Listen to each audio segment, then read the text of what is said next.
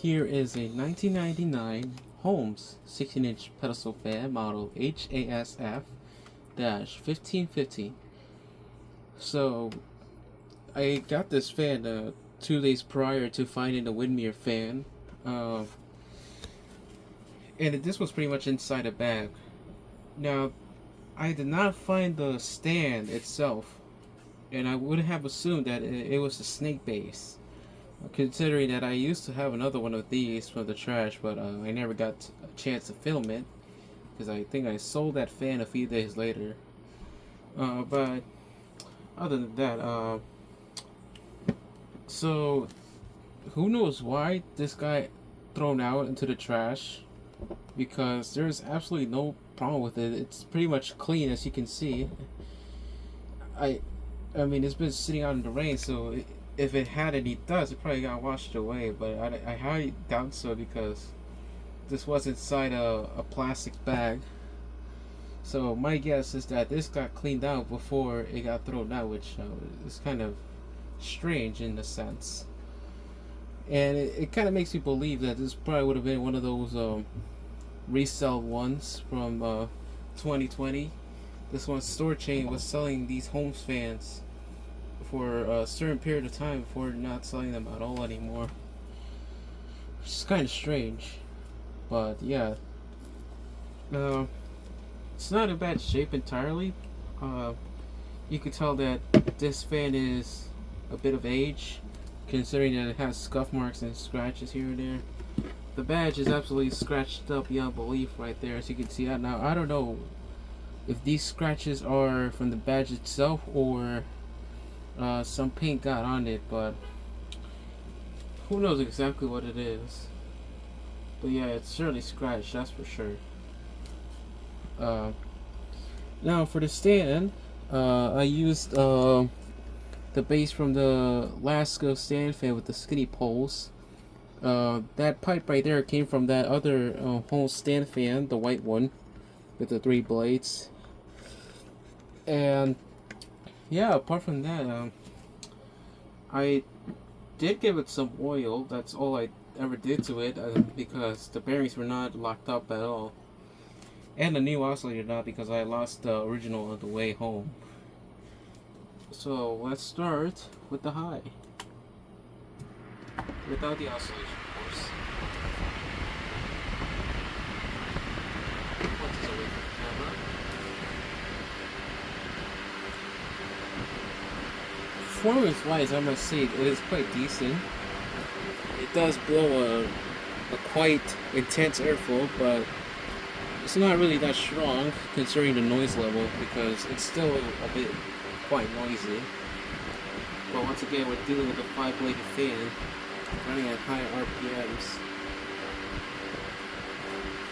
Let's see how decent this is. I got a piece of paper right here. Yeah.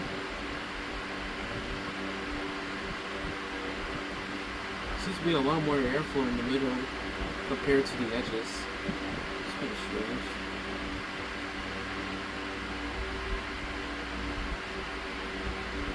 Airflow towards the center seems to be very minimal.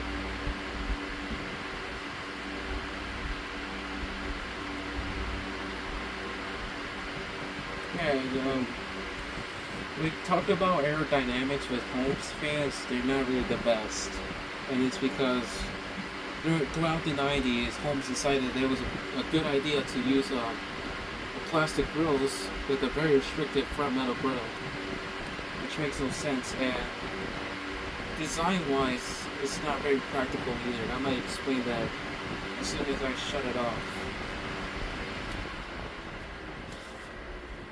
So here's the medium.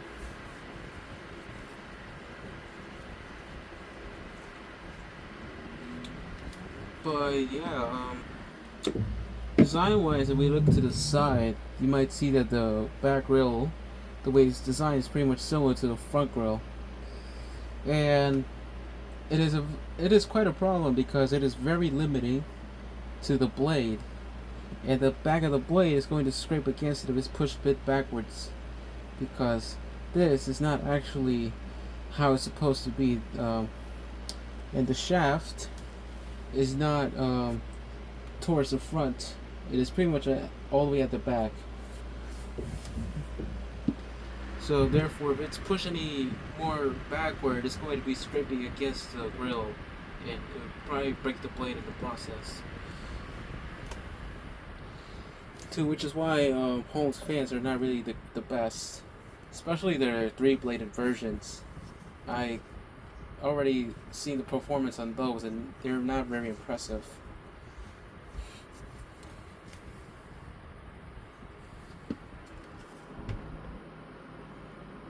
Balance is not really off, but it is still wobbly. I'll say that for sure. But yeah, you could actually kind of see how the design is made from the back of the grill.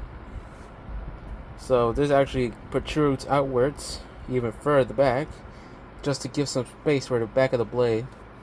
It's not how this fan is supposed to be designed.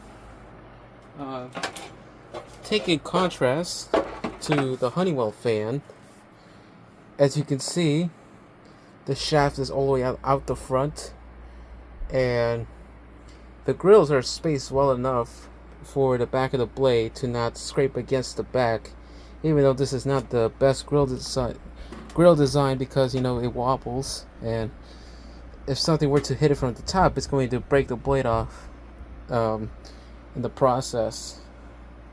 But as you can see, the front of the motor is pretty much all the way to the back, compared to this one, which is pretty much right in the middle.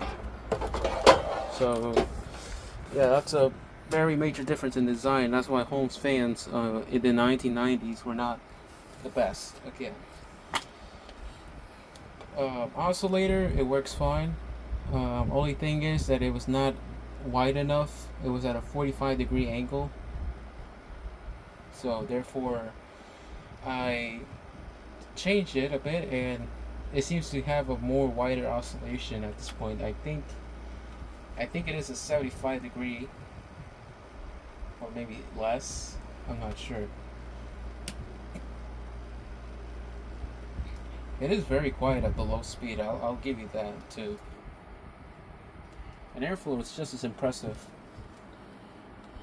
Well, not really. Airflow is very gentle.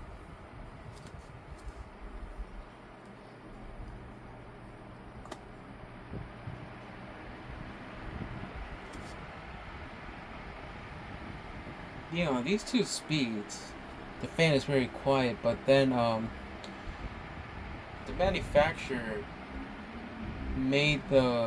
put a whole amount of windings on the third speed, because there is a very large difference between the medium and the high, and it is very telling. Oh yeah, by the way, this fan does tilt 90 degrees to the back, and I'll show you right now as the fan is oscillating.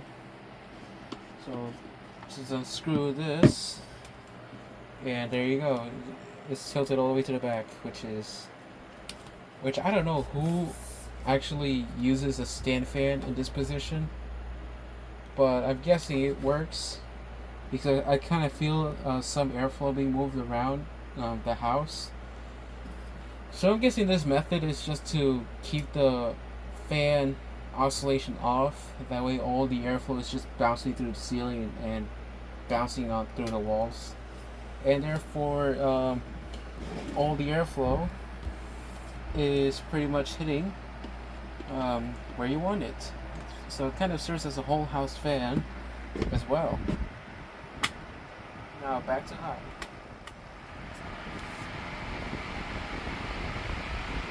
And as you heard right there, there was a very huge increase from the medium to high.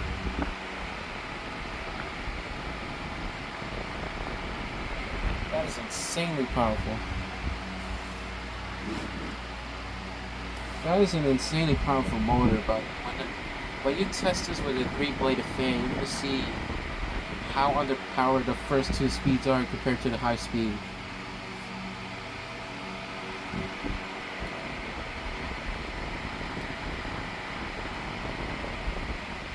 But yeah, it is pretty much sort of quiet.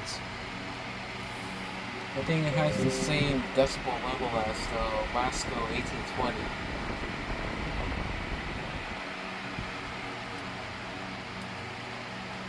We're going to shut it off now.